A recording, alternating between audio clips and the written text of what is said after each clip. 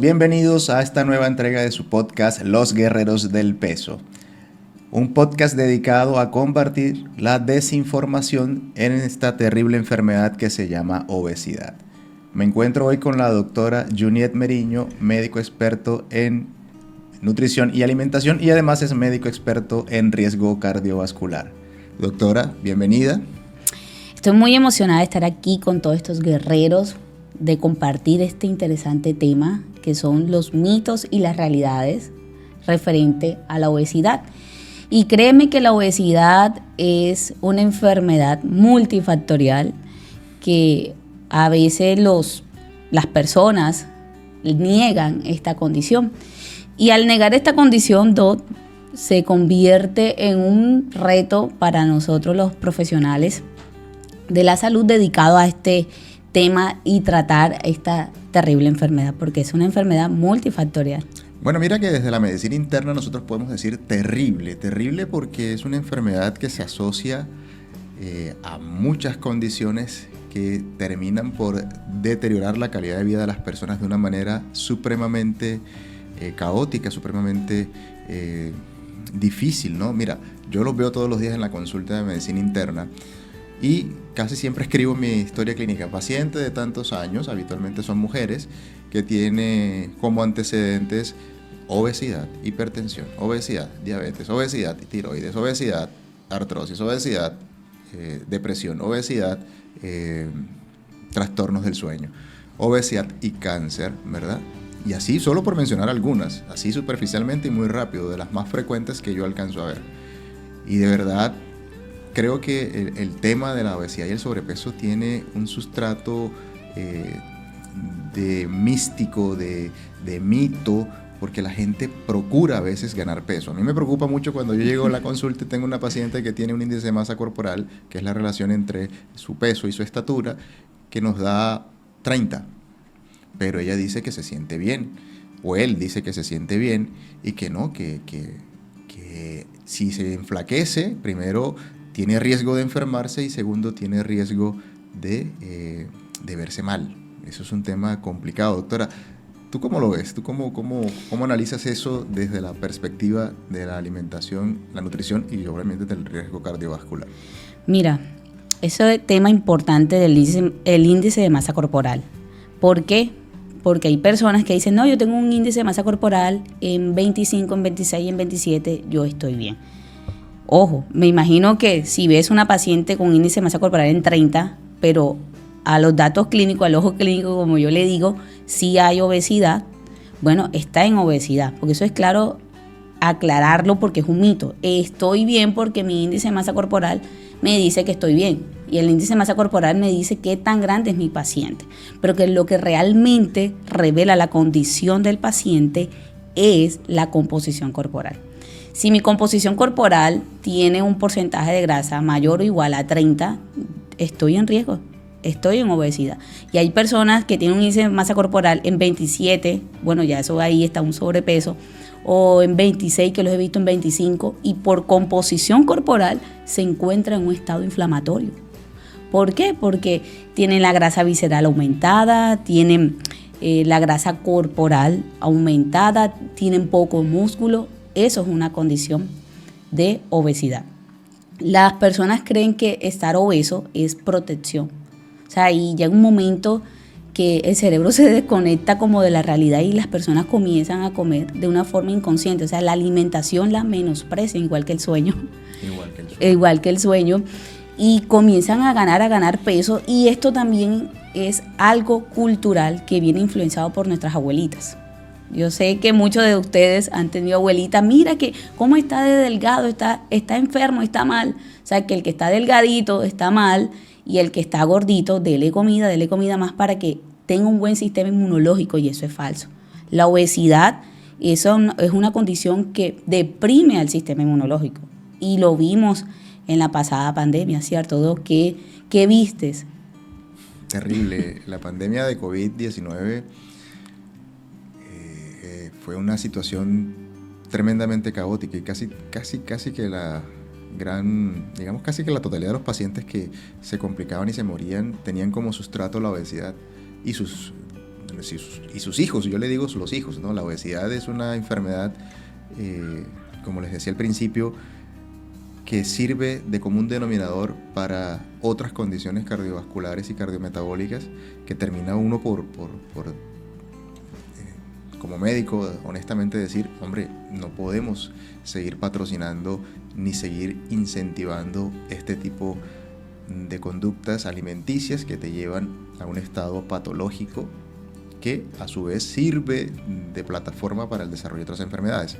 En el caso de COVID, precisamente el estado inflamatorio relacionado a la obesidad ocasionaba que la capacidad inmunológica del paciente se viera supremamente deteriorada, y además de eso, la inflamación que ya traía el paciente se veía sumamente potenciada con la llegada del virus, y comenzaban a aparecer múltiples trastornos, no solamente inflamatorios, sino también coagulopáticos, además de eso, de control cardiovascular con alteraciones de la presión arterial. Nosotros, como médicos, siempre tenemos un paradigma que era que las enfermedades virales eran pocas las que se complicaban. Ahí estaba el H1N1, ahí estaba este tipo de virus que llegaron en las pandemias pasadas o en las epidemias pasadas desde principios del siglo, la gripe aviar y ese tipo de cosas. Pero con COVID el impacto era terrible, terrible.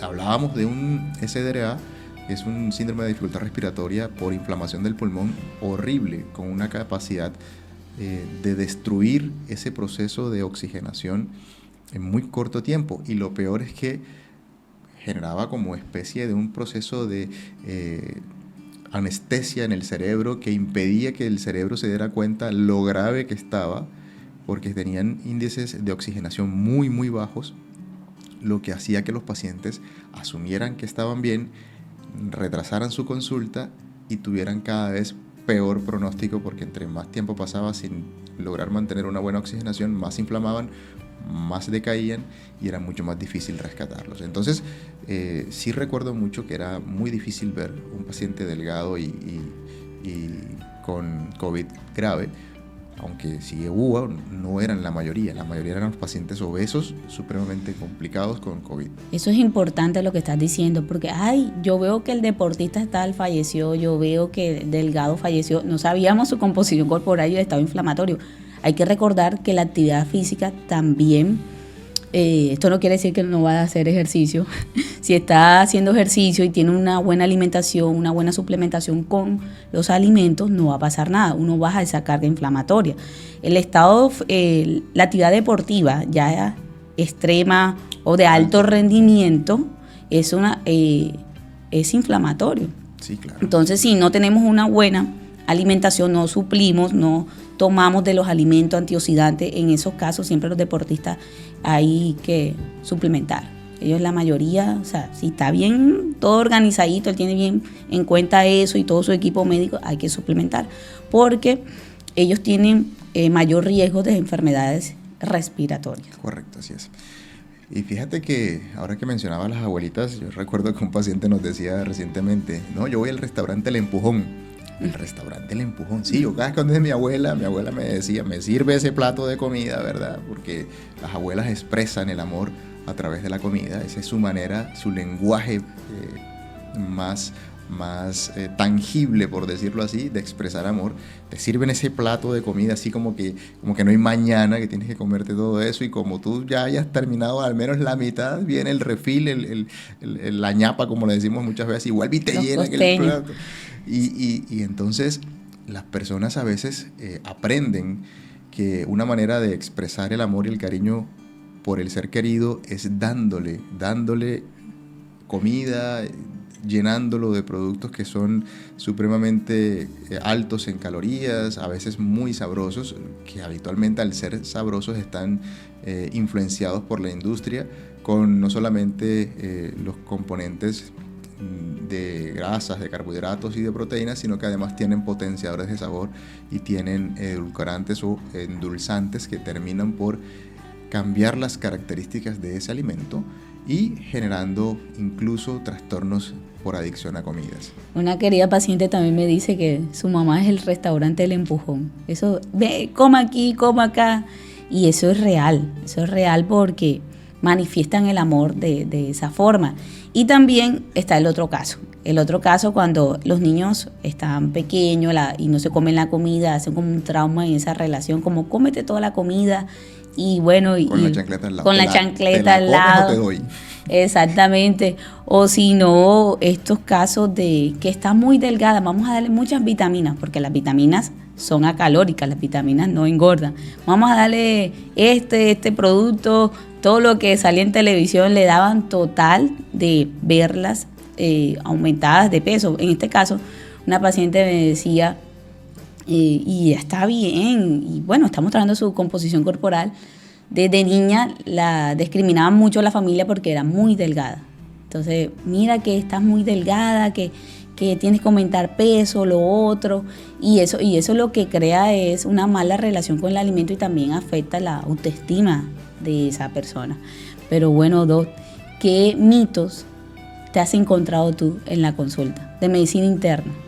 No, que el paciente obeso es flojo, que el paciente obeso es obeso porque no quiere hacer ejercicio o porque le falta voluntad. Le falta voluntad, esa es la expresión. No, la obesidad es una enfermedad multifactorial. Hay una carga genética, una predisposición evidentemente, hay unos hábitos de vida, unos factores predisponentes.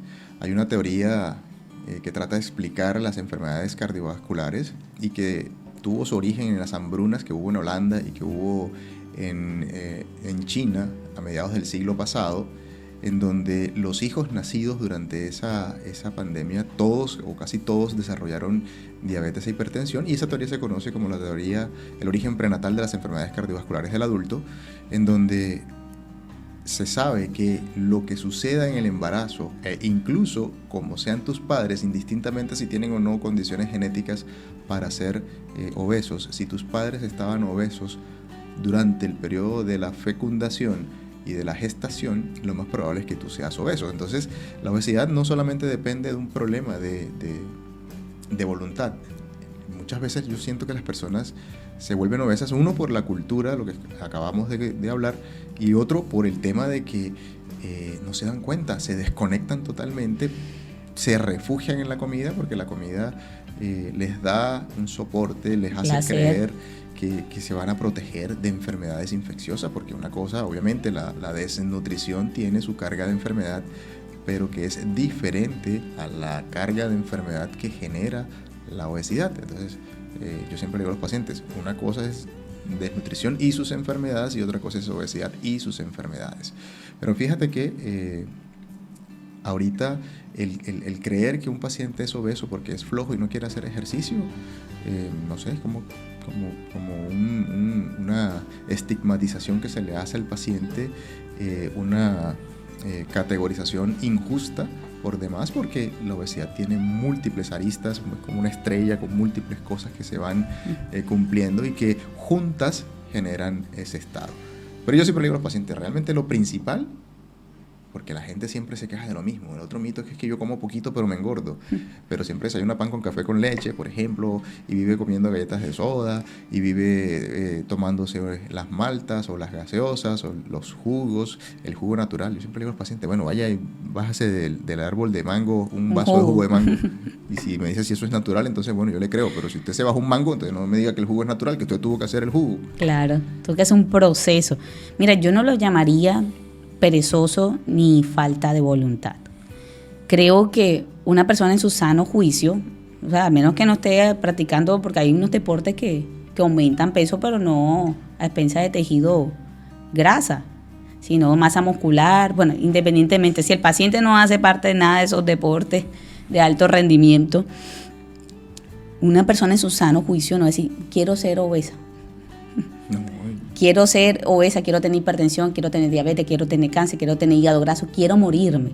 O sea, una persona en su sano juicio, que tenga el razonamiento, porque bueno, Dios nos bendijo con la conciencia, nos habla, y creo que es un estado de inconsciencia. O sea, no es que hay falte voluntad, creo que es la inconsciencia del hombre de no tener en cuenta el dormir, el comer bien, el hacer deporte, que son herramientas gratis, el meditar, el orar, el leer. O sea, creo que ese estado de inconsciencia que el mundo nos ha sometido, o sea, de como que el estrés, que en el próximo episodio vamos a hablar del estrés y todo el efecto, nos ha sometido, lleva al hombre a desconectarse con él y no prestar atención qué voy a comer. O sea, una cena rápida, pan con café con leche. Ay, yo prefiero que se coma 4 huevos, 6 huevos si quiere, antes que se coma un producto que ha tenido que someterse a una cantidad de procesos para poder ser un pan. Pero el huevo viene directico, ¿qué? De la gallina. Yo sé, usted me dirá, no, pero es que también las gallinas le dan aquello. Ahora mismo no hay nada virgen, porque en la experiencia de mi especialidad había una ingeniera que se dedicaba como una auditora revisando todos esos campos que dicen que son orgánicos y encontraron productos que no deberían estar ahí. Entonces, o sea, estamos en las manos de Dios y decir, bueno, esto es lo que menos peor para mi cuerpo. Exacto, y esto me va a vender. Es lo menos malo. Yo le digo a la gente, es lo menos malo. O sea, yo no puedo decir que esto es malo, esto es agua que viene, esto es santísimo. No puedo engañar a las personas con eso. O sea, aquí lo que buscamos es buscar lo menos malo, lo que más se acerque a esa alimentación que tenían nuestros abuelos, nuestros ancestros. O sea, que más se acerque allá. Porque ellos pasaban tiempos de ayunos también. Claro, por la cacería, tiempos de ayunos prolongados, pero los levantaba de una forma correcta. La bendición que tuvieron en las manos, lo que cazaron, lo que recolectaron, o sea, cosas que no requerían tanta manipulación del hombre. No solamente eso, mi estimada amiga y colega y esposa. La situación también tiene que ver con la disponibilidad de acceso a alimentos. Nuestros abuelos y nuestros ancestros en general, yo creo que antes de las 2 guerras del siglo pasado, las personas apenas podían comprar lo suficiente para comer, si acaso 1 o 2 veces al día. Hoy día nosotros no solamente podemos acceder a una cantidad casi que ilimitada de alimentos, sino que además podemos acceder a alimentos que no son de estación. Es decir, yo puedo acceder a comer una fruta que no se da normalmente en cierta época del año, y eso se debe a procesos industriales que están modificando genéticamente a estas plantas para producir alimentos fuera de temporada, lo que necesariamente altera el ciclo circadiano de las cosas, por un lado. Y por otro lado, cada vez más viene creciendo el tema, tú que eres experta en temas de nutrición, de los alimentos supuestamente fit o supuestamente dietéticos. ¿Cuál es la realidad al respecto? ¿Qué puedes recomendar tú de eso? Bueno, me voy a meter en zona roja. Bueno, tremendo. Yo le digo al paciente, si usted no tiene que leer una lista de ingredientes, evite eso y mejor. Por ejemplo, los huevos que estaban en polvo. Yo tuve una paciente así, que comía huevo en polvo, huevos deshidratados. Oye, pero yo le digo, ¿sabe qué? Mejor, no, que la yema, mira, mejor el huevo. El cartoncito ese, llévatelo a casa. Es mejor tú le agregas ahí la mantequilla, la sal y bates tus huevitos, los haces completicos. Y paréntesis. El huevo. El polvito ese de huevo, el huevo en polvo, lo vi el otro día en un supermercado, cuesta el equivalente a $50 aquí, más o menos 180,000, 190,000 pesos, son como $50 para los que nos vende afuera, y un cartón de huevos, un empaque de huevo de 30 huevos cuesta como $3, y además de eso es sabroso, y lo puedes hacer de diferentes formas, y lo puedes batir, y lo puedes adicionar a otros alimentos. En ese mercado hay cosas que son buenas, que son nutracéuticos, o sea, que le extraen de la planta, que está purito, y tú lo lees ingredientes, por ejemplo, arándanos, un ejemplo, es arándanos. Pero hay unos que tienen una cantidad de ingredientes, o sea, que eso no le sirve a mi cuerpo.